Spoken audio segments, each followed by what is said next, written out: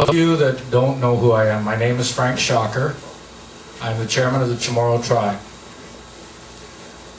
We've been conducting these education sessions for the past month, and the purpose for conducting these education sessions is to, one, educate our people on the political status, the current political status of the Chamorro people of Guam.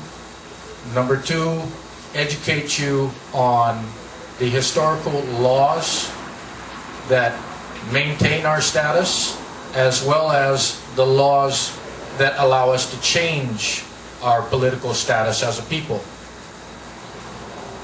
Let me start from the beginning. Back in the 70s, a gentleman by the name of Ricardo J. Berdazzo first started recognizing that the Chamorro people were rapidly becoming a minority on our island. And he started trying to take steps to secure our culture and preserve our heritage as a people. Laws that were in place then were not made available to us because we didn't have the internet back then. Well, in the 80s, Ricky continued to try to instill pride in the Chamorro culture and the Chamorro heritage, and he and his brother Paul in the 70s developed the Chamorro Land Trust Act, 1975. After Ricky passed away, a young man from Barragata by the name of Angel Santos took up the gauntlet and tried to promote Chamorro self-preservation and cultural preservation for the Chamorro people. Unfortunately, Angel didn't have the facilities to do the research that he needed to do. 7 years ago, while reviewing Native American rights, we came upon Chapter 25 of the Code of Federal Regulations. And we discovered that under the housing chapter of 25 CFR, Title 25, the Indian Act, under the housing chapter was listed definitions. It wasn't in the front, as is normal in any law. It was down in the back under the housing section. And we discovered that Guam and all of the territories, unincorporated territories of the United States, were included in Chapter 25 under the definition of state.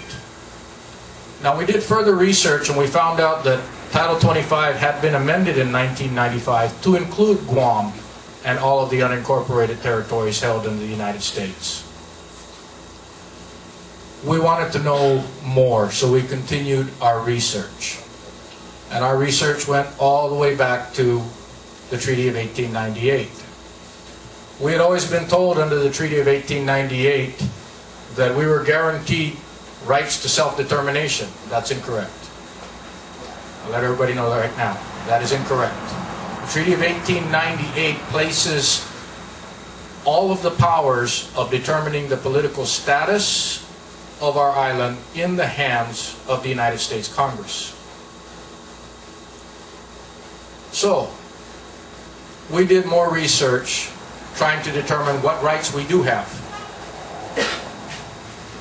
And in our research, we discovered that on April 2nd, 1947,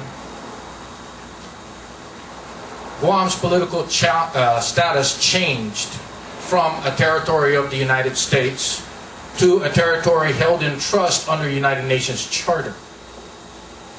On April 2nd, 1947, we became a trust territory held by the United States. Now, this is very important because as a trust territory held under United Nations Charter, Article 11 of the Charter of the United Nations, which the United States is a signatory to, guarantees the native inhabitants of any unself-governing territory the right to self-determination. it would surprise you who all was covered under that United Nations Charter. Okay, as the Native Hawaiians just discovered that they were actually covered under that. We decided to pursue more research to find out what other laws and governing bodies pertain to us. And we discovered that in 1975, the Helsinki Accord was developed between the United States of America and the majority of the European nations. And under the Helsinki Accord, once again, the United States agreed to promote those rights that were listed under Articles 11, 12, and 13 of the United Nations Charter, as well as Article 73E under the United Nations Charter. The Helsinki Accord has a policing agency attached to it. In 1995, they did an audit of conformance with the Accord. And the findings of that audit is what made the United States of America amend Title 25 and include Guam and all of its unincorporated territories under the definition of state, so that they could put forth the image of compliance with the Helsinki Accord and with the Charter of the United Nations. By doing this,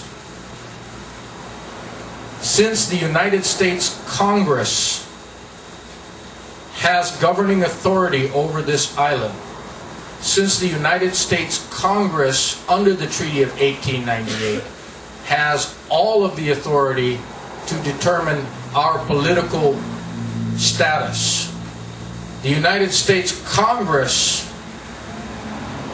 by amending Title 25 of the Code of Federal Regulations, gave authority to the Secretary of the Department of Interior to register the native inhabitants of Guam as Native Americans and to register us as a Native American tribe, thereby making us eligible, number one, for full constitutional citizenship, which we do not have.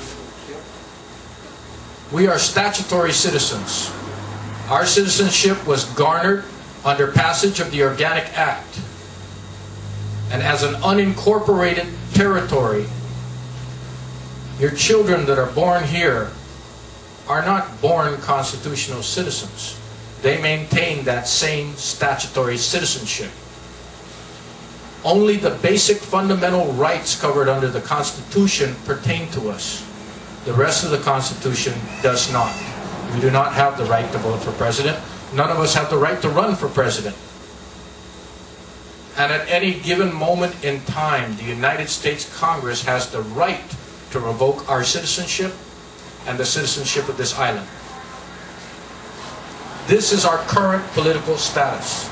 Statutory citizens of an unincorporated, organized territory of the United States of America that is held in trust under UN resolution.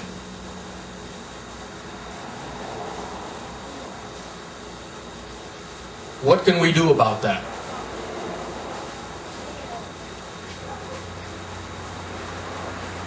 I'm a United States military veteran. I come from a family of United States military veterans. Almost every male member of our family has served in the United States military, which means that every one of us has sworn an oath to protect